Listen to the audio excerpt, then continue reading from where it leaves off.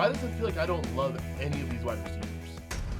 Let's start out things here with Davante Adams going to the LA Rams last season. He started the year with the Vegas Raiders and he ends up with the New York Jets, joined back with Aaron Rodgers. He actually played pretty well. One thing that really helped him out a lot was just simply the volume and chemistry of playing back with Rodgers once again. Now, going to the Los Angeles Rams, I don't totally love this fit. And it's one of those things that's kind of weird because a lot of times I love it when any weapon goes to the Rams. You put anyone with Sean McVay, I am right there in line, ready to sing all the praises and be really excited. Allen Robinson's really the one guy who we saw this not go well for, and that's kind of what I'm having a little bit of flashbacks to right now with Davante Adams. He's 32, and while he did play pretty well last season, he has been in decline over the last 2 years now. He's no longer that elite player he was once he was in Green Bay, and with that age, I just don't trust it. He's going to a new team, new system, new quarterback, and I know there's some similarities there with the McVay system, with Matt LaFleur that he worked with in Green Bay. It's been a couple of years, and at this age, I just don't trust it. That's my big one there with him, is I think there could be a lack of targets, not being the number one because of Puka Nacua, and also the age cliff. He's 32 years old now. That is just always going to be very dangerous. I'm not excited about Davante Adams with the Rams.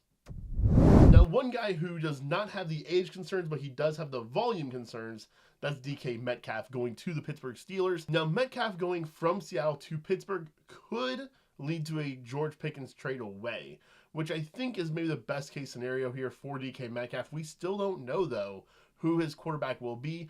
I'm kind of operating this under the assumption that George Pickens will be traded, because if not, then I'm way out on DK Metcalf. But even if Pickens is traded away, this is still going to be a very low volume offense, though. If you've been playing fantasy football for really any number of years now, you have been frustrated by Arthur Smith. He was the head coach in Atlanta, where he misused Drake London and Kyle Pitts, and we always wanted more out of those guys.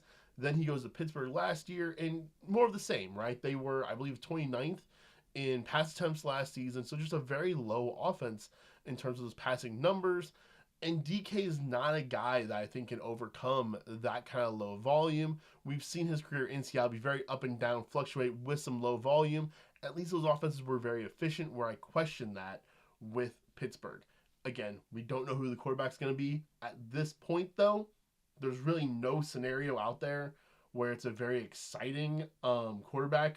Really, I don't think there's even any scenario where for 2025, I'm going to view it as an upgrade over Geno Smith that DK was with last year. And again, I have these concerns even if George Pickens is traded away. Last year, Pickens led the team with 103 targets. And I think that, if Pickens is there, then, oh my goodness, this is going to be a real train wreck as far as fantasy goes.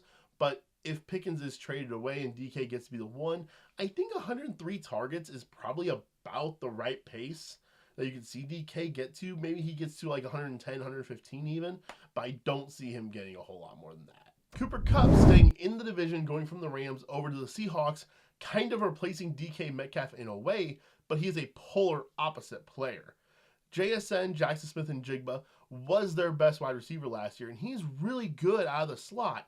So Seattle bringing in a guy whose best usage is also out of the slot, it's just a very weird fit. I just don't love that for either of them. I spoke about JSN a little bit during my video about the quarterback moves, with Sam Darnold also being there, and still goes for Cooper Kupp as well. I don't love the idea of Sam Darnold outside of the Minnesota Vikings offensive system.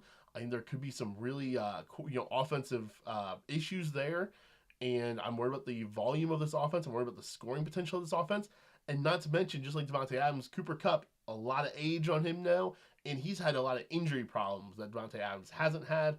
I'll be avoiding Cooper Kupp come August. Now, one wide receiver who I am feeling a little bit of the power positivity on here, and that's actually Christian Kirk.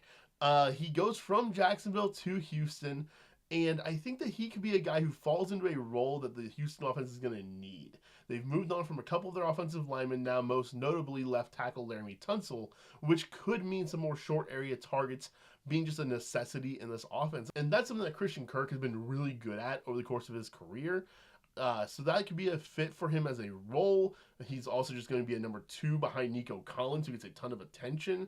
And with Stephon Diggs still being a free agent, probably gone, I would think, Tank Dell, he's going to be out for the majority of the season, maybe all of the season, unfortunately. That means there's runway there for Christian Kirk to at least have a role in this offense opportunity. Look, we're not be drafting him as like a top 36 wide receiver, but he could be a lower end guy who maybe could get some catches for you. One last player I want to mention as well, and this is also a very deep sleeper type of a player, and that's Josh Palmer. He latches on with the Buffalo Bills, joins Khalil Shakir and company out there, and he's probably as good as any of the wide receivers out there in Buffalo. And, you know, that's kind of been their mantra.